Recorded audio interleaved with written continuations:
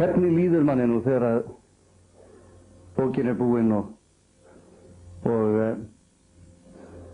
þau búin að skila af þér og þið komið af stað? Það svona versta tilfinningin þegar maður búið bókina og hún svona alveg að fara í prentun en ekki alveg samt og það svona verið að vesenast fram og tilbaka og þá endar maður sem svona skrifstofumar hjá sjálfum sér. Hvað ætlar að gera þegar þú ert komin með bókina í hendurnar? Ég ekki bara voðalega glaður. Það svona fyrsta sem ég geri. Er þetta góð bók hjá þér?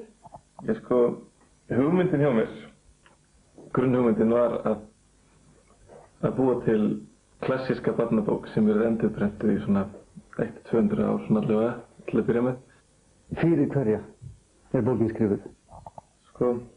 Bókin skrifuð, ég vil segja markhópur, myndi vera kannski 6-12.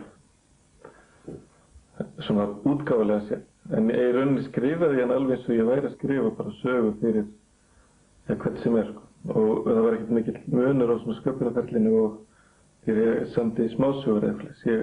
Ég svona gaf allt í þetta, ég hefði bara textan frekar bara tæran og þarna hugsaði ekkert þetta væri barn að lesa, þetta bara tæran og fallegan texta. Og svo frétti ég að þarna, svo hef ég fengið einna best viðbrögð síðan frá svona kannski líka eldra fólki, eins og afa mínum. Það var mjög hrifinn af þessari bók.